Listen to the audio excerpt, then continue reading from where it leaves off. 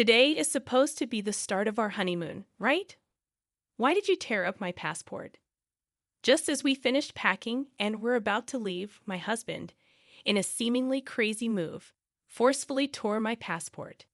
His smug face really annoyed me. Honestly, I never planned to go with him in the first place. My intention was to go with my mom. I sensed some tension before we got married, but I had no idea the complicated relationship between my husband and my mother-in-law was this deep. I've never heard of anyone's mother-in-law taking over their honeymoon, at least not in my circle. This unbelievable situation shocked and angered me. But most importantly, I felt really uncomfortable. I started questioning if I made a huge mistake choosing him as my partner. As he brought out scissors and began shredding the passport, I looked at my mother-in-law grinning from ear to ear and thought I needed to get away from here as fast as possible. Unexpectedly, I had the perfect evidence to expose these two. My name is Sarah. I'm 29 years old and have been working for 7 years. Recently, I got the proposal I'd always dreamed of from my boyfriend of 4 years. And now I'm in the middle of planning our wedding and honeymoon. I met my husband after I started working. I've always been the low-key type, and though I had my first boyfriend in college, it seemed he lost interest in the quiet and not-so-exciting me, and we drifted apart. Years passed without me dating anyone seriously until I started working. I never imagined that out of all my colleagues, I'd be one of the first to get married. My husband was a senior at my company when I was a newbie, and he always supported me whenever I struggled with unfamiliar tasks at work. The only guy I dated in the past was a classmate, but there's something about someone 5 years older. I found my husband dependable and trustworthy. When he asked me out on our first date, I was over the moon. I still cherish the dolphin figurine we bought during our first date at the aquarium.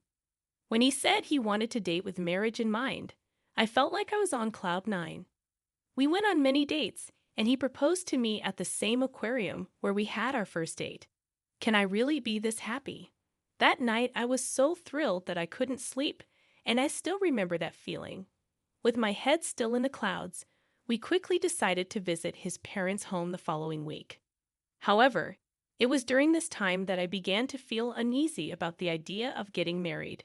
My father-in-law was very kind, but my mother-in-law seemed to disapprove of me. Hearing her say, "You could have married someone more outstanding than this plain girl," at our first meeting filled me with doubt and anxiety about our future life together. But I told myself that pre-wedding jitters are normal, right? So, I pretended that everything was fine and continued with the wedding preparations. One day, while discussing our life after marriage, both my husband and his mother assumed I would be quitting my job. Although I once admired the idea of quitting work after getting married, it didn't seem like an option for me at this point. Looking back, I realized that my ongoing anxieties about marriage stopped me from considering leaving the place where I felt most secure, my job. Despite dodging persistent suggestions from my mother-in-law to quit, I decided to continue working at the same company alongside my husband. During our wedding preparations, we disagreed on the timing of our official marriage registration. He wanted to formalize things sooner, and in the end, we decided to respect his wishes and registered shortly after. The procedure felt mundane, but realizing that we were now officially married brought me immense happiness. We initially discussed having a small, intimate wedding, but it seems my husband mentioned this to his mother, and she called the next day. "You know, Edward's wedding, and you're talking about having a small, intimate ceremony.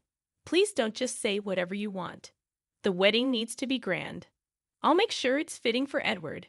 By the way, please keep your guest list minimal, just your parents and close friends. Your friends are probably just as dull, right?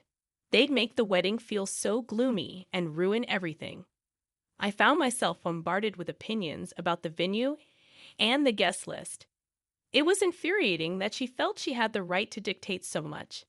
Despite having a lot to say, I convinced myself that maybe this is just how weddings go and decided to invite only my parents and close friends, as my mother-in-law wanted. However, my mother-in-law's interference didn't stop at the guest list. She had opinions about the program, entertainment, decorations, and food. Following her suggestions would push us way over budget. Initially, Edward's family had agreed to cover half of the wedding costs, but somehow that changed, and now it was, weddings are for the bride, leaving us significantly over budget. I had to cover all the additional expenses she wanted, so the wedding turned into a lavish affair, quite the opposite of the simple ceremony I had envisioned. I tried to make some cost-saving changes without her knowledge, but she scolded me, claiming, "It looks cheap because you didn't do as I told you." I thought I would finally get some distance from her after the wedding, but my husband did something unimaginable. Despite my frustration with her interference in the wedding, and despite my desire to keep my distance from her, my husband insisted we live with her. Our new place, for which we had already signed a lease, was canceled without my knowledge. All my belongings intended for that place were redirected to my husband's family home. I was speechless, shocked by how everything had been decided without consulting me. I had handled all the wedding planning, and even when I warned Edward that meeting all of her requests would exceed our budget, he ignored me. The anxiety I had before the ceremony only intensified after our wedding. We had planned an overseas honeymoon to a dream destination I always wanted to visit. The idea of going there for our honeymoon felt surreal. However, my growing unease with Edward, who was acting suspicious, and the prospect of living with my mother-in-law upon our return dampened my spirits. Despite our wedding preparations, Edward wasn't cooperative about the honeymoon planning. Strangely, he took charge of booking the flights and hotels. I assumed he had chosen a romantic hotel for our honeymoon stay, and was excited as usual. Even though I had to cover all the expenses, the pre-wedding excitement made me grateful that Edward was contributing, even if just a little. Little did I know that this was a foreshadowing of a shocking event. The wedding ended, and amidst the chaos, our honeymoon day arrived. Despite lingering feelings about the wedding and the upcoming cohabitation, I was determined to shift gears and enjoy the trip with the man I loved. As I woke up in the middle of the night to get ready for our flight, Edward dropped a bombshell. With an air of casualness, he said, "Sarah, I'm going to go with my mom," just as I was double-checking our luggage. I was shocked and couldn't grasp what he had just said. "What are you talking about? It's our honeymoon, not just any trip. Why would your mother be joining us? Plus, we've only paid for 2 flight tickets and a hotel." Visibly shaken, I tried to make sense of his reasoning when Edward hit me with another surprise. "I never mentioned going on this trip with you, did I? Don't be ridiculous. I'm going with my mom. A trip with her takes precedence over a honeymoon.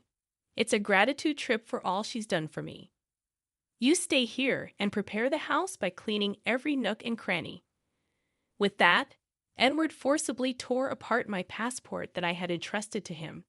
I was in disbelief, unable to say a word, just witnessing my passport being destroyed. At that moment, my fully made-up mother-in-law barged into our room without knocking. "Edward, are you ready?" Seeing her, Edward's face lit up. "Yeah, we're good. Finally, we can go on this trip without any interruptions." They both shared a gleeful laugh, leaving me utterly repulsed. I realized I was about to marry an absolute nightmare. While I had been contemplating how to get along with my mother-in-law in our upcoming married life, this exceeded my wildest thoughts. I understand now the kind of people you two are. I couldn't help but speak out, but my words seemed like nothing more than sour grapes to them as they laughed heartily and left together. I had been happy that Edward was helping a bit with our honeymoon, but it turned out he was preparing to go with his mother. He had taken charge of the flight and hotel bookings willingly because he was booking everything under his mother's name from the start, and he dumped all the costs on me. The betrayal from my husband was a heavy blow, but my anger overshadowed the sadness. The dreamy, intimate wedding I had always envisioned and the honeymoon, meant to be the best memory with the one I loved, were both once-in-a-lifetime events, now ruined by my mother-in-law and my husband. Overwhelmed by my situation, I couldn't believe this was happening. Initially, I couldn't accept it, but soon after, I decided I needed to act fast and get a divorce. Interestingly, I had something that would be useful for the divorce. Initially, I started recording with the intent of preserving memories of the most significant events of my life, my wedding, and honeymoon. Since the wedding preparations, I had been recording audio, capturing various moments. What started as a pure desire to cherish our wedding memories gradually turned into documenting my mother-in-law's malicious actions and harassment. I often thought of quitting, assuming I'd probably never watch these recordings again, but it's ironic how useful they turned out to be. Just a few days ago, I had moved in and was still unpacking. Now, I began to repack my stuff. Ironically, I hadn't opened much, so packing was done in no time. I wondered if my husband and his mother were at the airport by now. The very thought filled me with indescribable anger, so I tried not to dwell on it.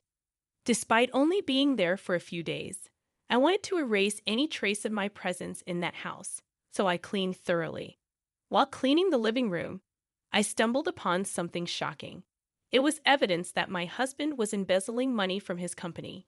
Given his position in charge of company sales, he was reporting lower earnings to the company and pocketing the difference. And apparently, his mother was in on it too. She had meticulously noted the actual sales, the amount pocketed by my husband, and even listed all the luxury bags, clothes, and shoes he had bought for her with that money. It was a significant amount.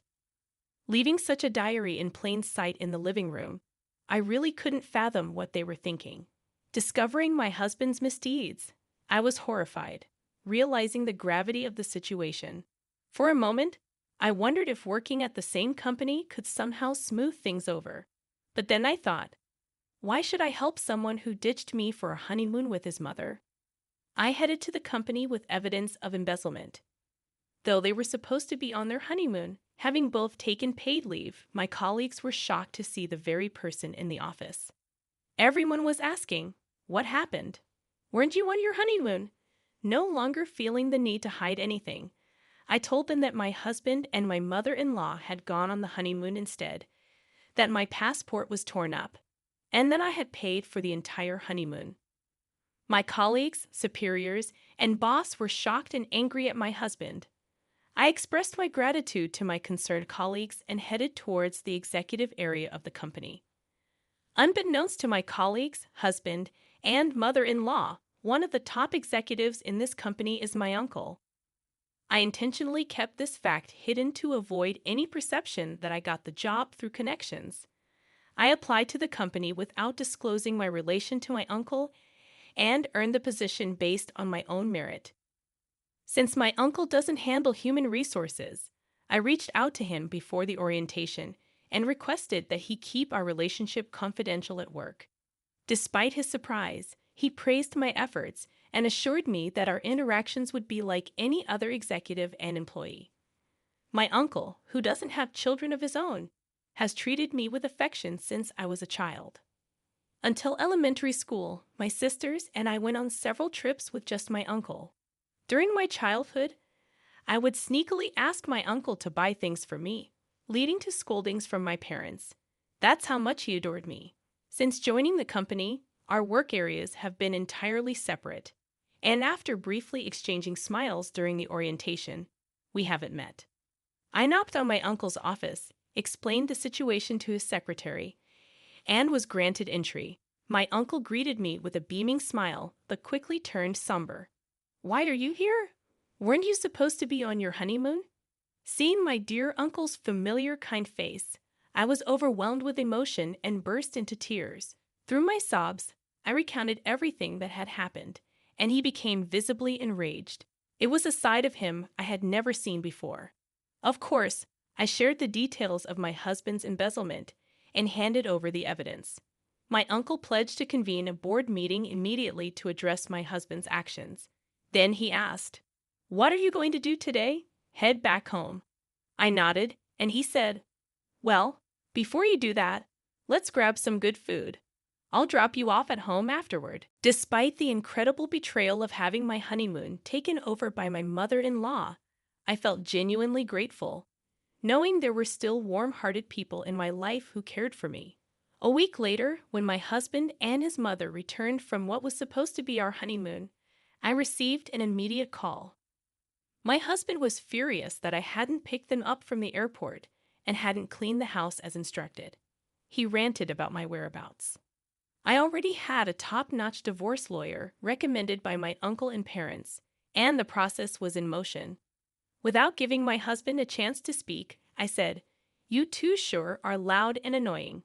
I don't want to hear your voices anymore. Why would I pick up someone I'm going to divorce, and why would I follow your silly orders to clean?" He was momentarily speechless, but soon resumed his ranting. "Do you think it's okay for you to say such things? I did you a favor by marrying you. If I divorce you, you'll never get remarried. My mom's furious too. If you come back now and prepare our meals, I might forgive you. We're tired of foreign food. Make some tasty traditional meals." He had never spoken to me like that before our supposed honeymoon. After revealing his scheme with the passport and going on a trip with his mother, his true colors had shown. It dawned on me that I had never truly seen him for who he was. I have been reflecting on this realization over the past few days. I've consulted a lawyer regarding our divorce. Could you please discuss related matters with them? A lawyer? What are you talking about? I'm not getting a divorce. I could hear his mother in the background shouting for him to hand her the phone, calling me names. Well, do what you please. By the way, I informed the company about your embezzlement. I think they'll be calling you in soon. Maybe you should get a lawyer too. Bye. I could sense his panic on the other end, but it wasn't my problem anymore. He kept calling, so I just blocked his number. My uncle was aware of our honeymoon dates, so right after our call, the company summoned my husband using the evidence I provided. They verified the information and confirmed the discrepancies in the payments. It turned out the amount my husband embezzled was enormous. In front of the company's executives, my husband desperately tried to defend himself. He fabricated a story claiming I was the real embezzler, and he had tried to stop me. At that point, my uncle couldn't hold back and shouted, "My niece would never do such a thing. We've confirmed that you and your mother committed the embezzlement. You're lucky we haven't involved the police yet." Realizing the jig was up and that I was related to senior management, my husband looked as if he had lost his soul. That day, I went to the company to return the wedding gifts to my colleagues since our marriage had ended so soon after the wedding. Everyone refused, saying they had given them as a token of their blessings. While I was surrounded by this warmth, my ridiculous husband approached. "Why didn't you tell me you were related to the top brass?" "I'm sorry, really. Can we start over?" "Can you ask your uncle to keep me in the company and make the embezzlement go away?" Disgusted, I replied. "Do you even understand what you're saying? Are you okay in the head? Divorce is the only option now. Reflect on your actions and face the consequences." Having said that, I pushed him away, but he must not have had anywhere else to turn. He clung on desperately. Watching this, my colleagues called security, who dragged him away. He was fired immediately. Regarding the embezzlement, it seems the company is seeking damages from my husband. After finding out about the whole situation, my mother-in-law repeatedly tried to contact my family. However, once she consulted my sensible father-in-law, the calls stopped. I had always wondered why my sensible father-in-law had even allowed our honeymoon in the first place. But when he later came to apologize, admitting his mistake, I understood. After hearing his side, he had believed my mother-in-law was going on a domestic trip with her friends. He was looking forward to a week without my nagging mother-in-law, who was always badgering him about shopping and wanting to dine out, thinking it would be like a little slice of heaven. Then I came home. After hearing about the ridiculous actions of those two, my father-in-law agreed I should return to my parents' home and even helped me pack. At the time, our emotions were high, and without discussing much else, I just went back to my family home. Knowing how genuine, kind, and rational my father-in-law is, I'm sure he would have stopped all this if he had known. He was the only reasonable person I could trust in that house. Although I was the victim, the thought that my honeymoon had been hijacked by my mother-in-law was incredibly embarrassing. I contemplated resigning from my job, and my parents suggested taking a break from work for a while. However, my uncle, considering that work might serve as a distraction, discussed it with the CEO. They arranged for me to be transferred to a branch office.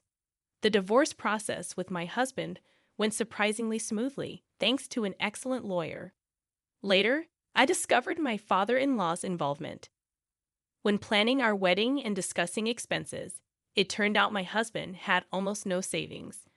My in laws, an average working class family with my mother in law's wasteful spending habits, had minimal savings, as my father in law ruefully mentioned. Considering the short duration of our marriage, the alimony was substantial, and surprisingly, my father in law sold the family home to cover it. Their home was not in a city center, but in a close knit community. On the day I was supposed to leave for our honeymoon, I returned to the family home, luggage in hand, and with neighborhood gossip in play. Rumors quickly spread. The stories grew exaggerated, making living in that area unbearable. Initially, my mother in law, always concerned about appearances, approved of our marriage because both my husband and I worked for prominent companies, a status symbol for her. Now, with rumors circulating due to her actions, she likely couldn't bear to live in that house.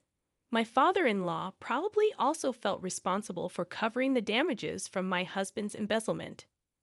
While I hold nothing but disdain for both my husband and mother-in-law, I genuinely feel sorry for my father-in-law. After being fired and ordered to pay damages, coupled with my not returning as he hoped, my husband apparently suffered a mental breakdown, unable to work. He seems to be moping around in a small apartment he moved to. Seeing her beloved son so downcast, my mother-in-law also retreated, becoming reclusive. As my father-in-law told me, he was, in fact, fed up with my mother-in-law and considering divorce, not wanting to spend his later years with her. He asked if I could introduce him to the lawyer I had used. I immediately contacted my uncle, who got in touch with the lawyer. It might take some time, but I hope my father-in-law can live the life he wishes. Thanks to the intervention of the company's CEO and my uncle, I was transferred to a branch office where I'm surrounded by colleagues and superiors who have been incredibly supportive. I'm eternally grateful to my uncle. The only regret I have is missing out on the country we planned to visit for our honeymoon. Once things settle down, I hope to take a relaxed trip abroad.